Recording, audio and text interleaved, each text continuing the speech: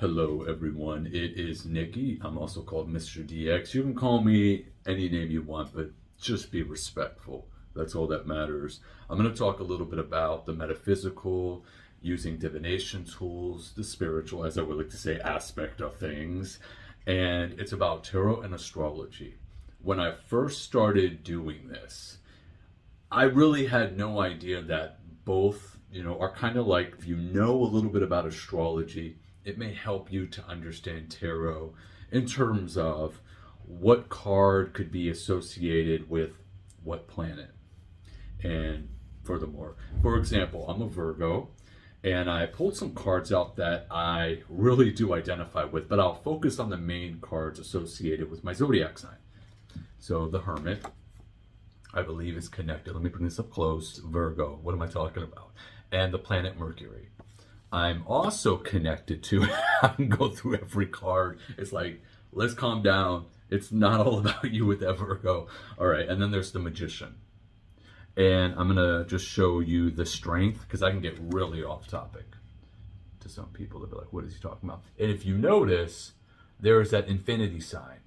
And because in my kitchen, the kitchen is my lab, the Magician, and the Hermit, in some ways being isolated, but not always necessarily in a negative sense. Sometimes you're isolated because, you're doing your thing. There are outside pressures that may not be good for you. And so you kind of stay in your lane to set things up, which could be good, but it also can have downsides. Nothing is perfect. There are other cards that through my life, as of recent, maybe the 4 years, come up. And it is the Ace of Wands, I believe, and that could mean to spark, get things going, take advantage of that moment. And I will stop there. There are other cards, of course, the Sun, the Star, and I can go on, but I don't want this video to be too long because y'all, I can sit here and talk for hours and hours. What is this video really about? It was supposed to be about Virgos, but I really want to talk about using divination tools. And if you're new, because so many are now checking out my videos and they really want to know where to get started and they feel overwhelmed. And before social media was what it is today, I was just 18, 16 years old, give or take, around that age. And we really didn't have what you're looking at now in terms of social media. So there wasn't pressure to be perfect and 100% in every little thing in life, whether it be fitness or spiritual or this. We turned it into something that's really not about us. It's more about pleasing other people, being at this level and do this and do that. No, let me tell you pretty much how I go about and how it has helped me. If you're going to get into something like this, first of all, do it for you. Make it something that you enjoy doing. Don't get into tarot just to memorize every single card. Really get a feel for it. Look at each symbol, understand that there are other decks out there, understand that there are different versions of the imagery when it comes to tarot. If you go back and do your research, you'll find that the full card looked different from way back. It has changed. It has gone through evolution, I should say, with how it looks, and the message may have changed along the way. On top of that, don't pressure yourself with knowing everything about astrology. That's what I was talking about earlier in this video. So when I first started out, I really just got into this stuff. When I say this stuff, tarot, symbolism, hieroglyphics, anything esoteric in that nature. And just naturally, I started to learn here and there about astrology. And when I tapped into it more, I started to purchase books. Don't be that spiritual materialism type of person to where you buy countless astrology books or go on countless apps.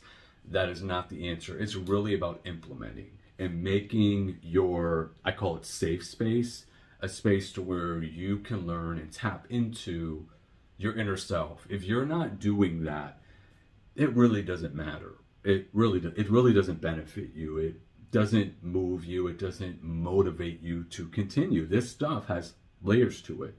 I kind of compare it to the Bible in some way, and some of the information within these cards and all things come from that sacred text, whatever that text is. But anyway, so with astrology, it has helped me to kind of, as I would say, connect the cosmic dots. So for example, I mentioned Virgo, and I said it's connected to, I think, the Hermit. I believe it's that. I often confuse it for the Magician card too, just because that's with me. But I think it's with the Hermit and also the planet Mercury. And I believe that focuses on, in terms of that planet, communication, networking, and also detail to certain things, an analytical type of mindset. Now, here's the thing that I also want individuals to know. When you're getting into this, even though you may be aware that this is connected with this, and understand that human beings, no matter if they're a Virgo or a Leo, again, when we hear about a Leo, and I have watery psychic Leo type of the center of attention at times energy, that just goes to show you that it doesn't mean because someone's a Virgo, they're isolated holding a, what is it, a lantern or a candle in a room where there's no human life whatsoever. No, you know, that is what I would like to call that stereotypical spiritual or esoteric definition that is covered in books. And no, we are human beings. We have layers, dimensions to ourselves. And so it's important to consider that. And that's what I like about astrology. Even though in tarot card readings, or if you're doing a spiritual reading using whatever divination tool, if you really are in tune, you understand, you can see the pictures, or I would like to say the whole picture, the writing on the wall. But in astrology, it has things like kind of like in its own little place.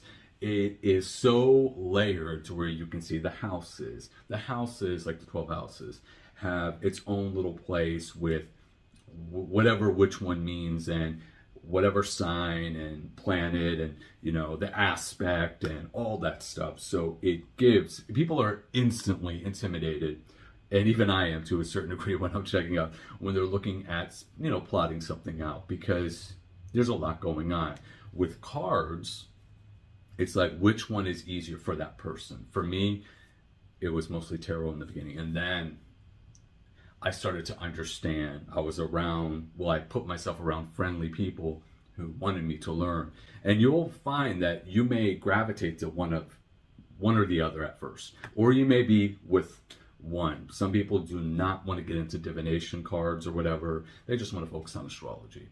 So the point of this video is, keep in mind that divination tools, whatever you're using, it does take time. It's really about getting in tune with whatever you're using.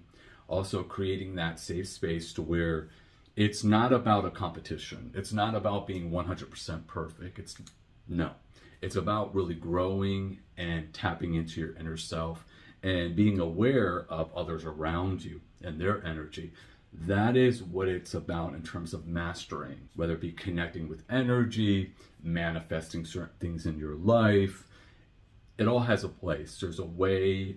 Your mindset really does determine where you go with whatever it is that you're doing. If you would like to learn more and connect, follow, you can visit my website at one-source.net. You could also go on my bio and learn more about me. Just click on whatever link tab that you want, and I hope it brings you to my orbit to learn more. So let's connect.